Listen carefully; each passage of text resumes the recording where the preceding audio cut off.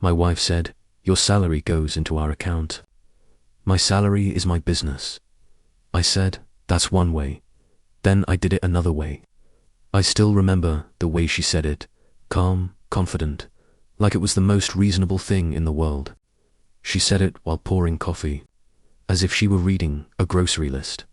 And I just stood there, staring at her, wondering how the hell I'd missed all the red flags that led us here. It had been 8 years, 8 long years of me paying for everything, while pretending that was what a modern marriage looked like. But let me start at the beginning, before everything fell apart. Melissa, that's my wife, and I met in our early 30s. She was charming, sharp-tongued, the kind of woman who could turn every head in the room without even trying. I worked in logistics management, pulling around 85 grand a year. She was a dental hygienist, making about 6. We weren't rich, but we were comfortable. When we got engaged, Melissa insisted we'd be transparent with finances. "No secrets," she said. "That's how relationships fail." Sounded good to me. But right after the wedding, the rules changed. She wanted my paycheck deposited straight into our joint account. That account would pay for everything: mortgage, groceries, utilities, insurance, both car loans, you name it. Her paycheck. That went into her personal account. "Women need their independence," she told me when I asked about it.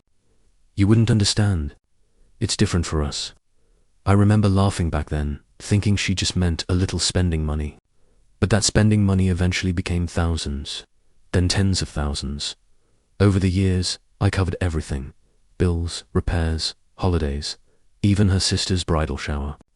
She, meanwhile, bought designer handbags, paid for weekend getaways with her girlfriends, and treated herself to spa days that cost more than my car payment. Whenever I tried to bring it up, she'd twist it into a trust issue.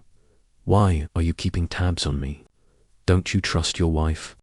Or she'd say, "You're the man. It's different for us. Husbands provide, wives manage." And for a while, I bought into it the way good men sometimes do when they're trying to keep the peace. It wasn't until the water heater broke that something inside me finally cracked.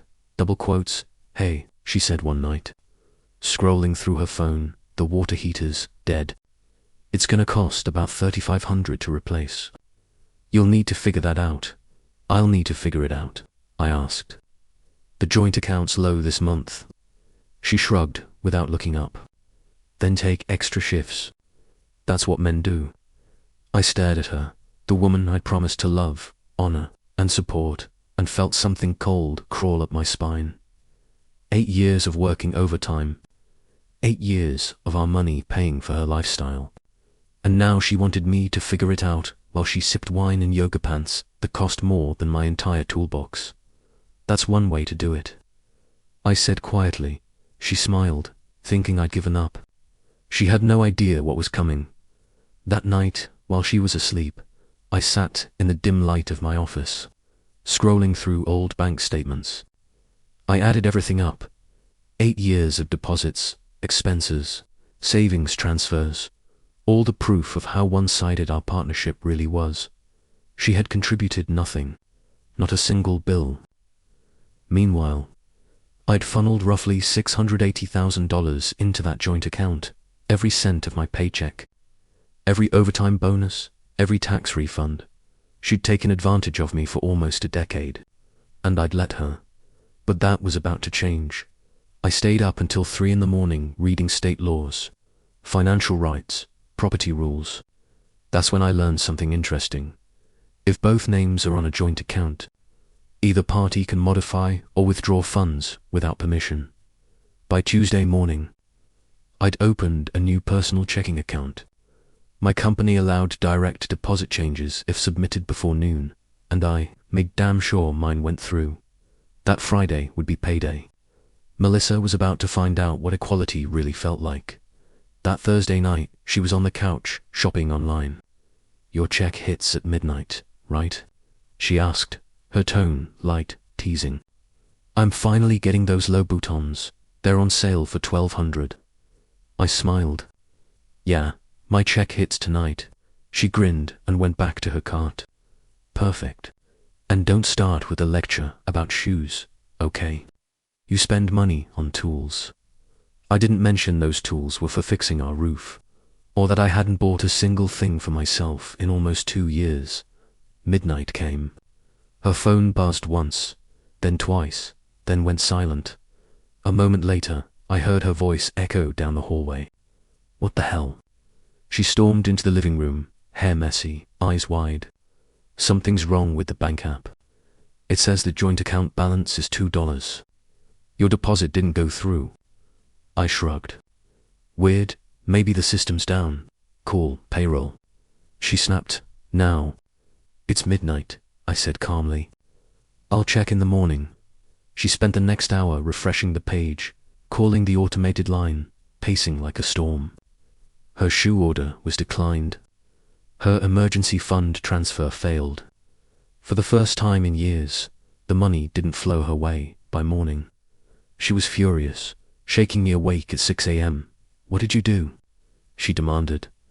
I took your advice, I said, sitting up slowly. You said your salary is your business. So I decided my salary is my business too.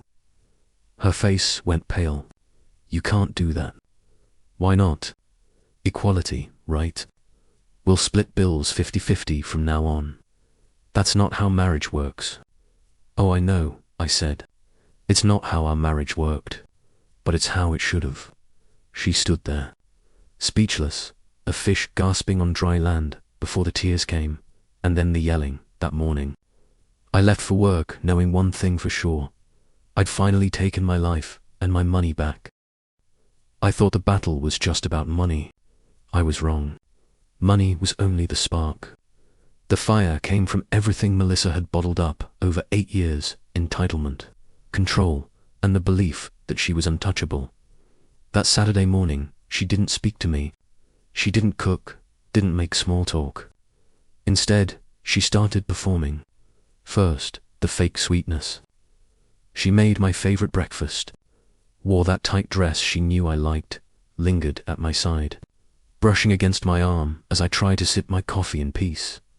Melissa, I said, carefully, I understand you're upset. I get it, but this isn't about being upset.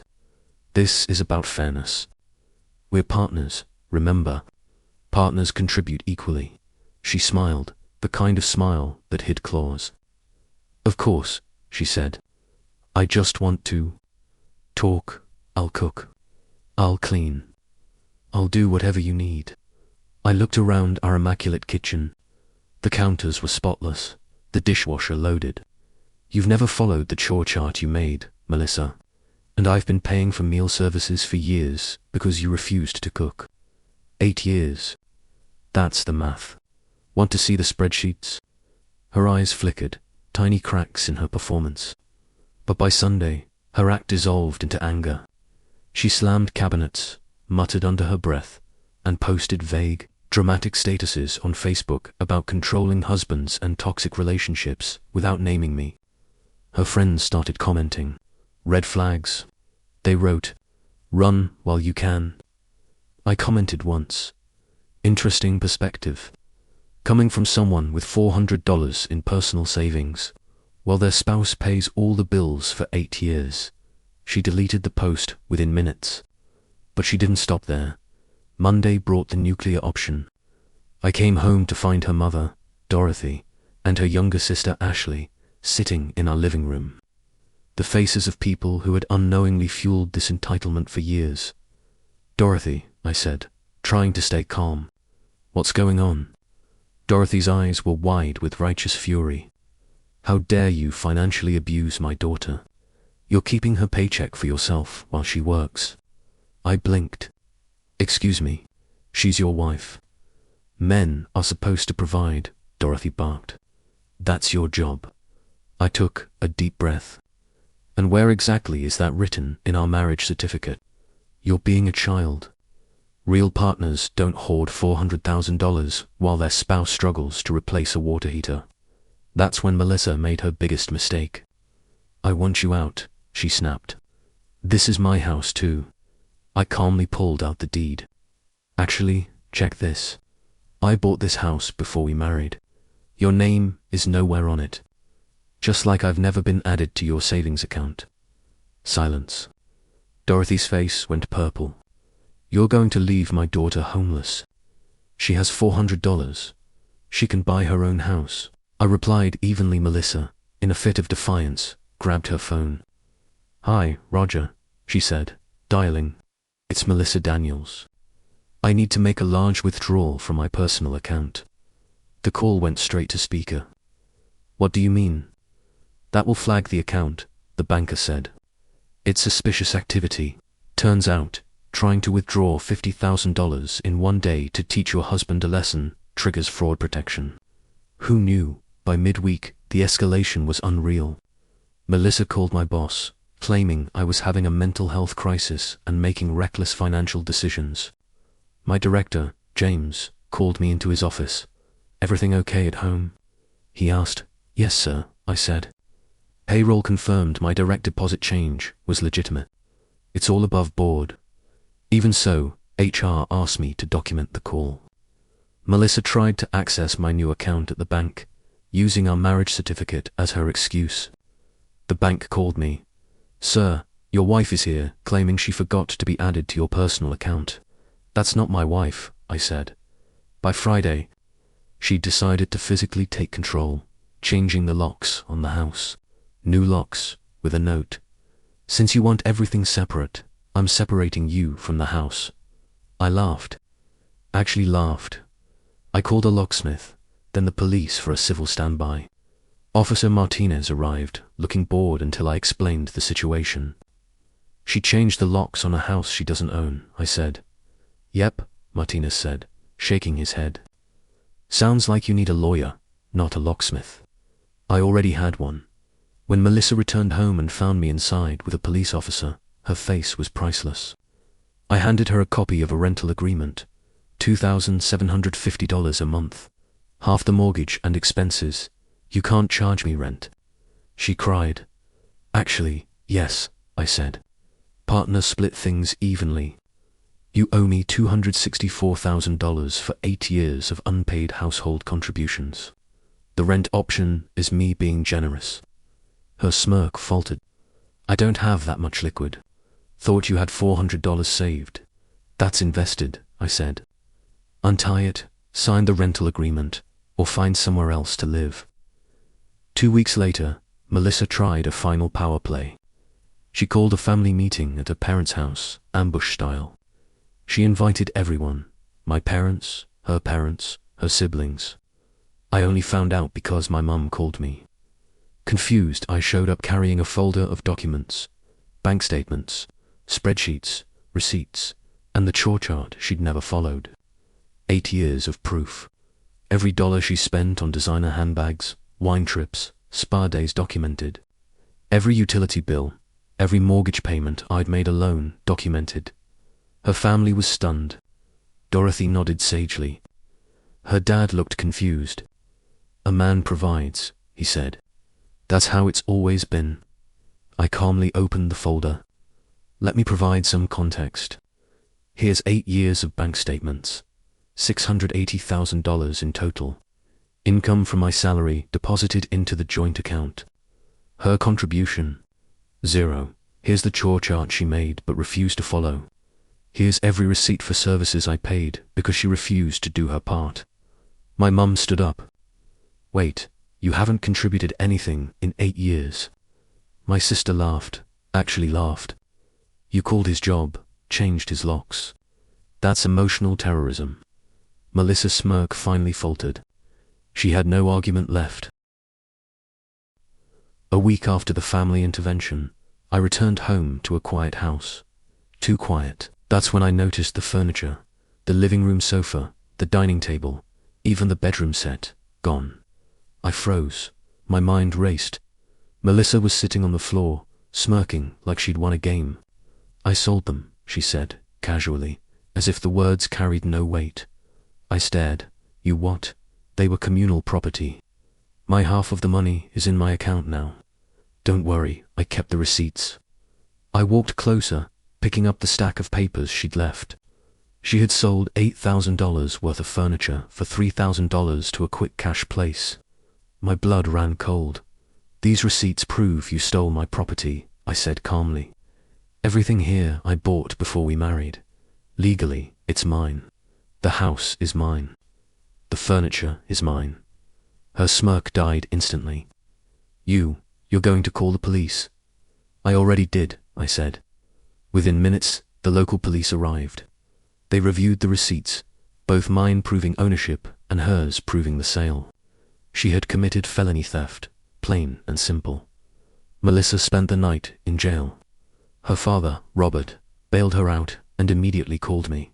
"She'll make restitution," he said. "She'll move out." I nodded. She had to. Full replacement value, $8,000. No negotiation. After that, the divorce process began. Melissa's lawyer sent a proposal.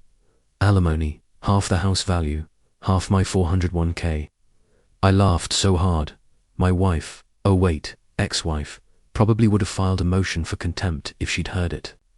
"She has $400 in savings," my lawyer said, reviewing the spreadsheets.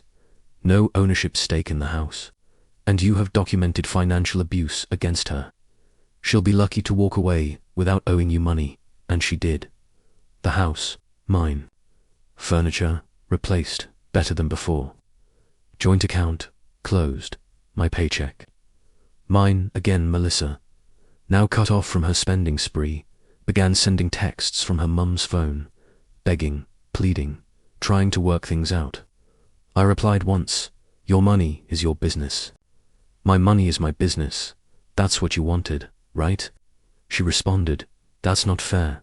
I have expenses now. Rent, lawyers, taxes." I smiled. "Sounds like your business, not mine." Her Instagram, once filled with designer bags, spa trips, and wine country adventures, became a showcase of motivational quotes. Starting over, knowing your worth, finding independence. Funny how quickly perspective changes when reality hits. Her friends, who had called me controlling for 8 years, suddenly went quiet. Dorothy called, crying. I reminded her gently, "You raised a daughter who thought theft was a marriage strategy." Even Robert texted me, "I'm sorry, we failed her. Good luck, son," and Ashley, her sister, DM'd me, "Holy SH. No wonder my boyfriend won't propose. You should write a book. How to lose for OK in 30 days. A guide to entitled spouses." Meanwhile, I made my own plans. I met with a realtor, sold the house, and bought a smaller, manageable place, closer to work. My first home that wasn't a financial hostage situation. My salary still went straight into my account. For the first time in 8 years, I didn't have to budget around someone else's shopping addiction. I reflected a lot that month. Red flags were everywhere. But when someone tells you who they are, believe them. When they say, "Your money is ours, and my money is mine," run. I also realized, when someone changes the locks on your house, calls your boss, and tries to manipulate your life, you call the cops, not a marriage counselor. Melissa learned the hard way. She couldn't take alimony. She had no legal claim to the house or my savings. Felony theft on her record ensured that her attempts to regain control would always be under scrutiny. Meanwhile, I finally had freedom. I could plan my vacations, make investments, buy tools without guilt, and live my life without a constant sense of betrayal. Every penny I earned was mine again. Every decision, mine. And it felt incredible. The lesson: some things can't be taught gently. Some people have to hit a wall to understand fairness and respect.